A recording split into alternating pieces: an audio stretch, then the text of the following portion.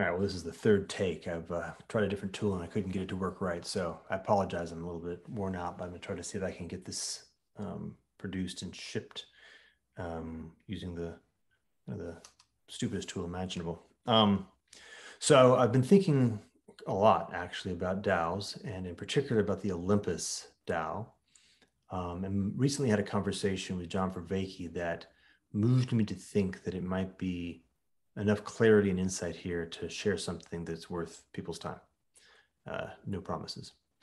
So first, a very quick one on this notion of OlympusDAO, and the high level concept, the thing that I'm really trying to bring forward is making a distinction between what I'm going to call good speculation, bad speculation, sometimes also a confidence game or a Ponzi scheme, and then this third thing, which I might call a self-fulfilling prophecy or a bootstrap speculation. All right.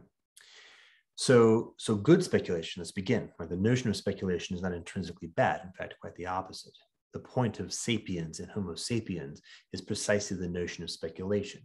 Should I do this thing? Well, what would that involve? Would it be a good idea? Would it be hard? Is it likely I'm going to get eaten by a lion? Would it have good results that are worth the risks? Speculation, right? Now, here's the key insight.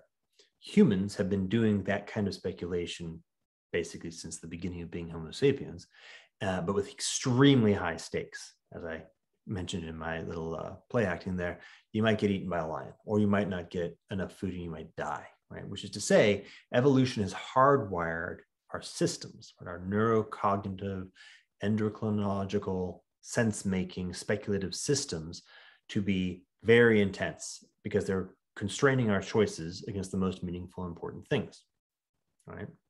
It's important because this is what leads us to mode 2, bad speculation. Bad speculation is when people recognize that there is a niche in tricking our speculation systems. Right? We can take advantage of the fact that we can simulate the kinds of signals that our speculation systems are using to try to actually navigate a rich, subtle, complex, novel environment with high stakes, and pointed at things that in fact are not in our best interest as individuals, but are in the best interest of the people who are tricking us. Right? So this is a confidence game. Again, confidence is not a bad thing. Simulating confidence when you don't actually have it, or more importantly, you're using it to trick people into believing you in something that isn't actually what you're presenting and is not in their best interests, is a bad thing, a confidence game, a Ponzi scheme. The Ponzi piece is just named after a guy, right? So what does this mean? What it means is super salience. It means playing with the fact that for the most part, most people, most of the time, have to use proxies and heuristics to allow them to navigate complex environments. I'm not going to be in a position as an individual sort of breaking open the underlying assumptions, heuristics, models, specifics of any given proposition. If somebody comes to me and says, hey, I have a really great idea for developing a novel medical device that's going to make everybody's lives better, I'm not even vaguely in a position to verify the veracity of that all the way down to the details. I'm going to have to use some large number of proxies and heuristics to be able to make any viable sense of it, right? And of course, as I think it's pronounced Theranos, evidences, that creates a niche for people who can simulate things that look good enough. And then what they do is they hit you in the places that are the way that your motivational element. So the story sounds plausible. The person looks like Steve Jobs in a woman's guise. So she sounds like maybe she can do what she can do. She's got the kind of right advisors around her. So all my proxies and heuristics are giving me a sense of plausibility. And then she hits you at the end with the cotton candy. Extremely high return on investment. Right? The simplest, most salient metric. Lots of money. So the sense of me that's trying to sense the reality of it is being tricked. And then the sense of me that's trying to sort of gauge the intensity of the possible risk reward is being tricked along another channel, and boom, confidence game, right? Playing with that kind of a system and learning how to jack my speculation system, bad speculation or parasitic on speculation. And of course, in environments that are characterized by novelty, complexity, detailed complexity, the kind of stuff that only a very small number of people even vaguely know about, like let's say the emerging Web3 ecosystem. And with potentially very large amounts of highly salient resource, i.e. money changing hands, are ripe for that kind of a game. So yes, there of course will emerge a very large number of parasites who are taking advantage of the niche of type 2, mode 2, or parasitic speculation in the context of this particular kind of a space. So then the third. And the third has to do with the possibility of what may in fact be straight up novel, maybe not, but it's, can we actually acknowledge the presence of mode 2, but use that to consciously design a new kind of self-fulfilling prophecy? You know, in particular, can we identify, and I'll detail out the points here. Can we identify a global optimum? This is coming out of game theory. Can we identify a desired destination, some future state? Can we speculate about some future state that's highly plausible, but it requires coordination? It requires that we not defect on each other, that we collaborate and we cooperate on the journey to get there. But if we get there, we all win well, right? And so can we identify something like that, a mountain over there that's worth getting to, and really good if we get there, but we have to all play nice. We all have to all cooperate on the way. Right? If we can do that, that's step one. Step two is, can we actually all participate? Is there a way for us to participate where the notion of collaboration is a real viable thing? I.e., is there kind of an availability of realization? Is it a real path with real players? Can we attract the right people to do the stuff that's necessary to get us across the finish line? Which, you know, think about it. If we're trying to put together a puzzle, let's use that as a simple metaphor. Model question one is, kind of look at the box and say, yeah, okay, that's a puzzle. Question two is, do I have all the pieces? And, you know, the basic facility of assembling pieces into puzzle. Three is, can I design a kind of incentive landscape, a kind of rule of law or feedback loop, what are called technically enabling and disabling constraints in a complex adaptive system, such that the choice-making landscape is constrained so that people will intrinsically make choices on the basis of their own individual local optima that nonetheless correlate on a trajectory towards the shared global optima. Right? This is the novelty that's available in this new space. In the past, we've actually had to try to lock people into things like punishment or long training into deeply intense, like high virtue cohorts that are able to forego, like the marshmallow test collectively for long periods of time together, like create powerful teams. And those can be very effective. They create enormously powerful things, but they tend to degrade over time. If we can actually create systems where the incentive landscape coordinates my local, called selfish short-term interests into something that builds intrinsically without any particular need of insight or virtue on my part into that global optimum, well, that's a nice thing. Now, here's the question. Is that what OlympusDAO is doing? And they might be. All right, so let's take a look at that as a case study. The point is, the bigger picture is the concepts I just laid out, this notion of self-fulfilling prophecy or Bootstrap protocol, which utilizes the super salient characteristics of confidence games and utilizes the underlying potency of generative speculation about superior possible futures, global optima, to actually get us there collectively, right, to solve coordination problems. So what is this thing? OlympusDAO has proposed a global optimum out there, which is a path that gets us to a new kind of store of value, which is sort of a big category in the nature of money. Money has three basic characteristics. One of them is store of value, another is medium of exchange. And their proposition is, we ought to take the ones that are currently the kinds of money, mostly fiat, that are currently playing that role of store of value and medium of exchange, and we should replace them with something new, the Ohm Token. And by the way, if we do, that's a big thing. Like, it's called worth $200 trillion. So it's a big hill out there that we'd like to get to. To get there, we have to actually collaborate. If we can collaborate, we can get there. That's sort of the argument, the proposition. How do you participate? Well, you buy and stake Olympus tokens, which is to say you convert some kind of resource. Ultimately, at the end is going to be, well, let's just for the moment just simplify it. At the base, you'll be taking fiat currency, because that's most of what we're going to be converting into Ohm, converting that into some kind of cryptocurrency, let's just say ETH for the moment, and then converting that into Ohm tokens, right? And then the cryptocurrency goes into the treasury. Let's ignore that for the moment. And then staking them. And so I buy them, and then I don't do anything with them. I just hold them potentially for a very long time. Now, why would I do that? Well, here's the argument. Back to local optimum.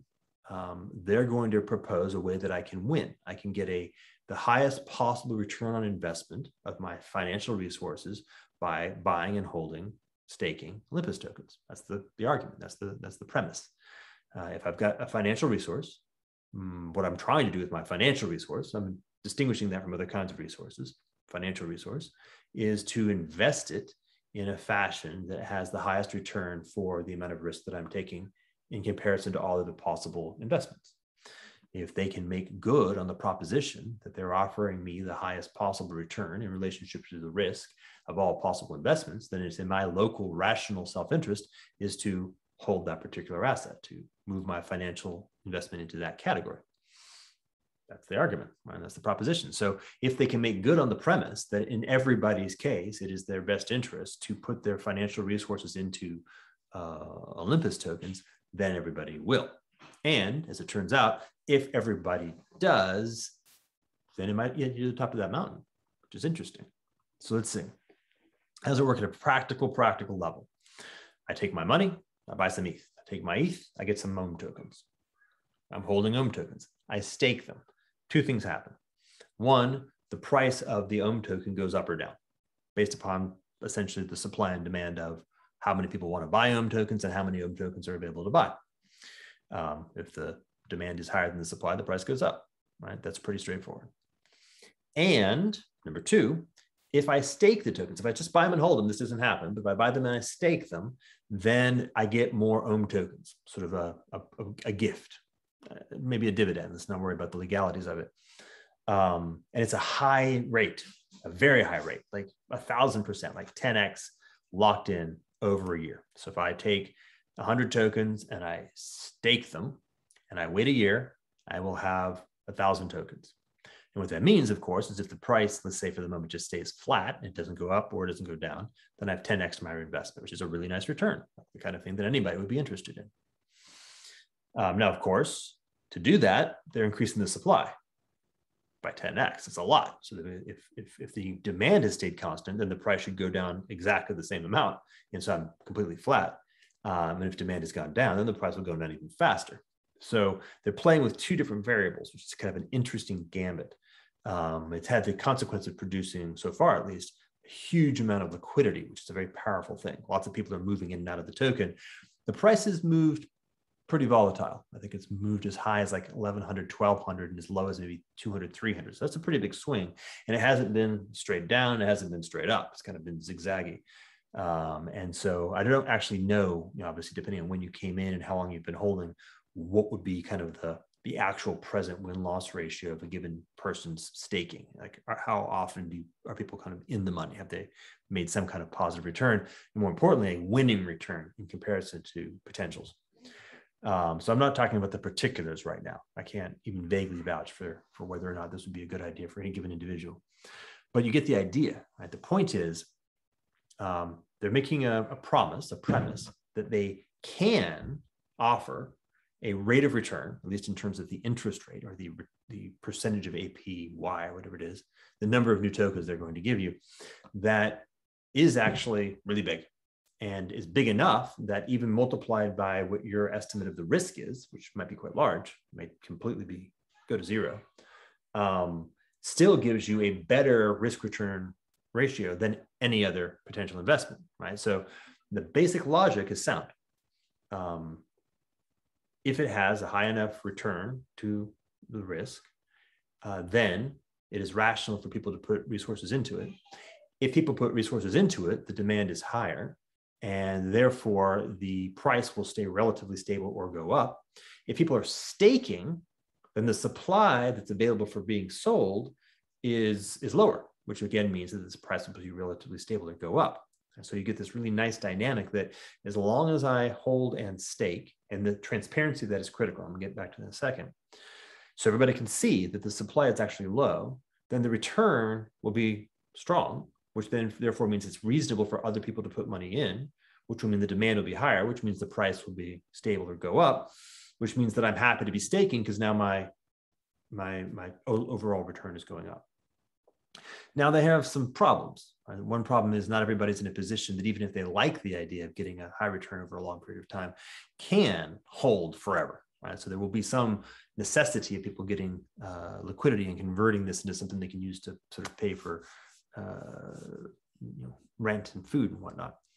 Another problem is that the curve of the appropriate rate is not obvious. Is 1,000% just enough? Because it means you're increasing the supply at a certain amount. And what's the estimate of risk?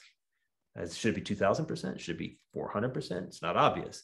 It probably declines over time because the longer it's been around, the more assets that are held inside of it, the more people who are participating, the less novel it is, the less risk, so the less need for return. And in terms of getting closer to the goal, as you actually become more realized, and here I'll just use the metaphor of ordinary venture capital. When you're investing in a tech company, it goes through a series of stages, right? First round, second round, third round, mezzanine round, IPO, that kind of a thing. And each round is essentially mapping to the risk, right? In the beginning, let's say in the seed round, it may be a pure concept, it's a pure story. Hey, I think it'd be a really great idea to build this thing. And maybe something like team, and not a full team, just you two people. Okay, cool. Huge risk, small investment, hopefully very high return, numerically with low probability. When I get to the A round, it's a little bit more proven. Maybe I have the full team and I've got a prototype, something like that. As I get to the B round, okay, now it's product market fit. Is it actually something people care about? Can I effectively deliver? Do people care about it? Third round, can I scale my model? Like each one of these are milestones and stages that are relatively well understood in the tech universe. The point being is that there's something like that in the story of the OlympusDAO. There's some sort of series of objective transformations in the reality of it as it makes the journey from where we are to its global optimum. Things like, have people put staked resources? Yes. Is it a lot? Well, yes. Okay, interesting. It's a hell of a lot more real now than it was 9 months ago. Are people actually able to get liquidity so that they've been able to get a return on their initial investment that's greater than nothing? I don't know. If yes, that's interesting. Can we navigate through some process where there's sort of a reasonable rate of return that's actually happening while people are getting staking and getting a bigger return on a future state? That feels like kind of a middle stage sort of thing. Presumably, can you weather a major winter? Like, is this the kind of thing where when a winter comes, it just blows up, which it probably does, by the way. That's a real risk. If you can measure weather a major winter while not having it blow up, I'd consider that a huge milestone and probably dramatically increase the realization of this particular project. But you get the point, right? The point here is this notion of being able to now think very specifically about how can we create collective coordination where we're all engaging in behaviors where if we all play in a particular way, we actually don't defect on each other. We can actually get to this global optimum.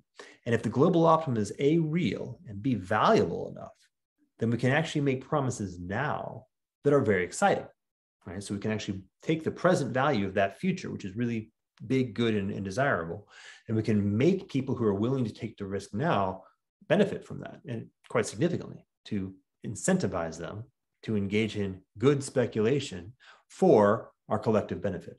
And so a self-fulfilling prophecy as an alternative to a confidence game. Yeah, well, as you can see, I'm pretty worn out, but I hope that was at the very least entertaining for the last few minutes.